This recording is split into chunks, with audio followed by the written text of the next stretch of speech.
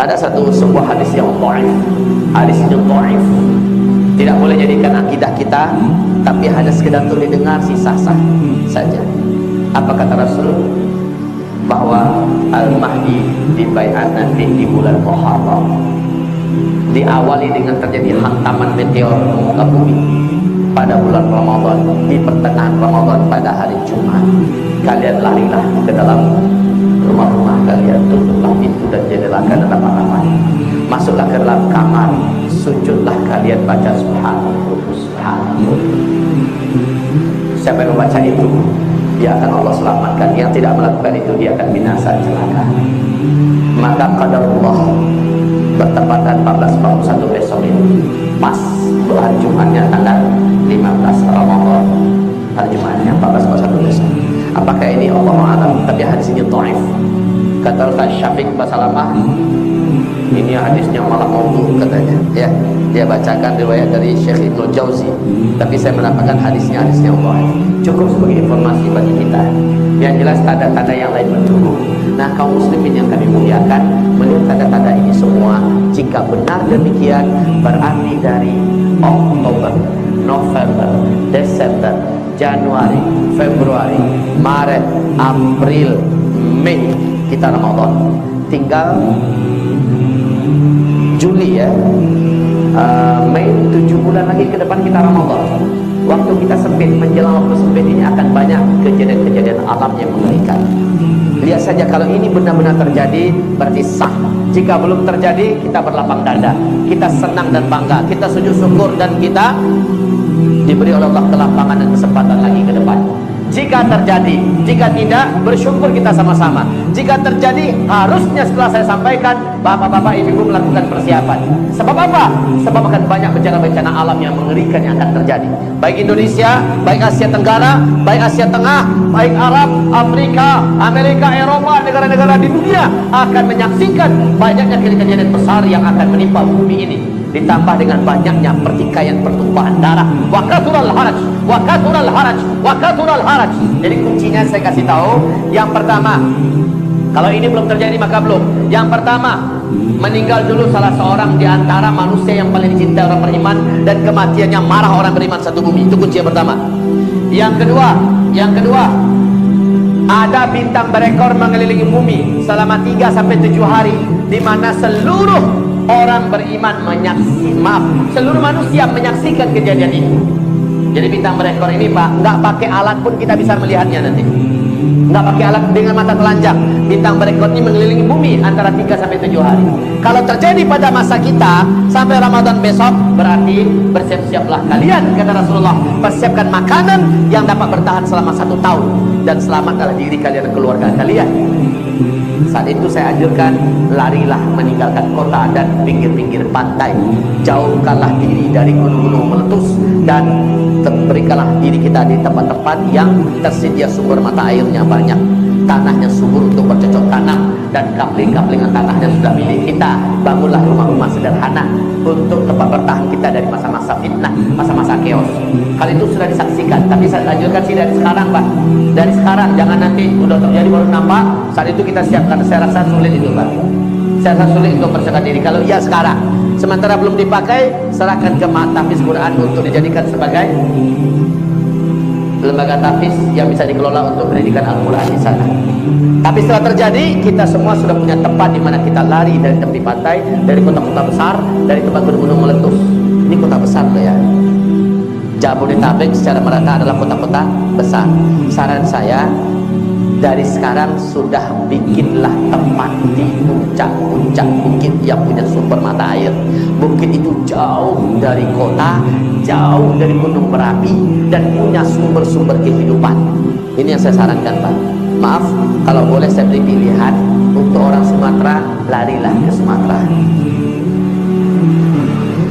Kalau Jawa, saya kurang begitu yakin dengan keamanan Jawa. Waqatul haraj, sangat banyak nanti terjadi haraj. 3 kali Nabi mengatakan. Para sahabat bertanya, qalu wa mal haraj? Apa yang kau maksud dengan haraj ya Rasulullah? Nabi menjawab, al-qatslu, al-qatslu, al-qatslu. Akan banyak terjadi pembunuhan, pembantaian, pembunuhan, pembantaian, pembunuhan, pembantaian. Karena kelaparan, karena kesusahan hidup, Manusia akan saling berlomba-lomba bertahan hidup dengan cara apa saja, walaupun membunuh tetangganya sendiri. Hadis Sahih Bukhari di kitab Al-Adabul Mufrad. Demi sepotong roti, demi segenggam beras, orang rela membunuh tetangganya sendiri. Itu hanya terjadi kalau tinggal di tengah-tengah komunitas fasik, komunitas yang jahil. Mereka tidak akan peduli, Pak, yang penting bisa bertahan hidup. Nah, untuk saya sarankan kepada Bapak Ibu, mumpung masih ada kesempatan, itulah 7 bulan ke depan. Ustaz, kalau nggak terjadi bagaimana? Ya sama-sama bersyukur kita pada Allah. Sama-sama bersyukur. Tempat itu biarkan untuk lembaga tahfiz Quran mengelola para calon-calon hafiz. Kita wakafkan penggunaannya. Tapi kalau sudah betul-betul terjadi, kita sudah tahu kemana tempat kita kumpul bersama-sama. Begitu yang saya maksud. Ya, ada ruginya tidak? Tidak. Saya juga anjurkan betul kepada bapak-bapak ibu-ibu yang bisa mendengar dan yang mau percaya. Siapa yang punya duit sekarang ini, kalau bisa segera jadikan tabungannya berbentuk emas. Jadikan tabungannya berbentuk emas. Simpan. Silent, diam-diam. Cukup suami istri yang tahu. Jangan habis belanja emas, foto pula emas. Sebarkan di grup. Kajian Usma tadi saya sudah mulai beli emas. Disatroni maling, Pak. Diam-diam saja. Ada duit sedikit beli emas, ada duit sedikit beli emas, ada duit sedikit beli emas. Kenapa demikian? Nabi kita benar-benar menekankan nanti di akhir zaman kalian semua akan kembali menggunakan emas dan perak sebagai mata uang kalian. Emas dan perak. Saat itu uang-uang kertas kalian akan berserakan di pinggir jalan, menjadi kertas-kertas yang tidak berguna dan tak berharga, dipermainkan oleh anak-anak kecil kalian seperti daun-daun menguning yang berguguran dari batang pohon. Akan kembali kepada emas. Bill Gates telah menyebutkan kepada kita bahwa bersiap-siaplah menuju kepada kehancuran ekonomi global yang menjadikan uang tidak lagi ada nilainya. Negara manapun akan merasakan dampak yang sangat mengerikan akibat kehancuran ekonomi global ini. Krisis moneter paling parah banyak dunia. Dan negara yang mampu bertahan adalah negara yang punya stok emas. Makanya jangan heran kalau tahun ini warga Tiongkok di Tiongkok sana sudah berlomba-lomba membeli emas. Warga Hong Kong sudah menarik tabung-tabungan mereka di bank-bank yang ada dan mereka membeli emas. Cina hari ini gila-gilaan membeli dan mengumpulkan emas. Amerika, Australia, Jerman, Inggris, dan negara besar dunia sekarang sedang membuat stok emas. Mereka yakin masa uang kertas ini akan berakhir.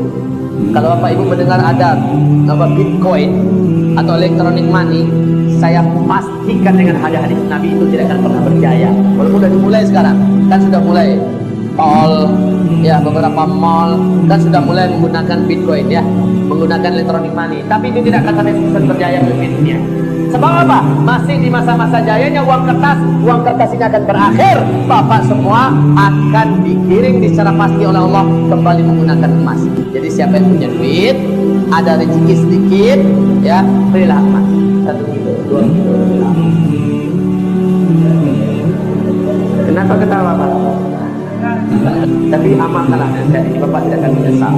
Apa ruginya kita menjadikan mobil tabung kita tabung emas? Ada ruginya tidak? Emas cenderung naik harganya dan yang pasti dia stabil, ya kan? Toh kapan-kapan kita perlu uang masih bisa kita uangkan, jadi gak ada ruginya. Ini nasihat saya, ya. Wahai hamba-hamba Allah, Bapak Ibu sekalian, di akhir zaman ini kata Rasulullah SAW, orang-orang yang dijamin terjaga, orang-orang yang dijamin Allah selamatkan, baik dari dukhon, baik dari fitnah kemurtadan, baik dari fitnah kemunafikan, baik dari ketika munculnya Dajjal, orang yang dijamin oleh Allah selamat hanyalah orang yang iman yang benar, iman yang kuat, akidahnya teguh, tauhidnya lurus, sementara amal soleh mereka banyak. Mereka lah yang dijamin oleh Allah selamat.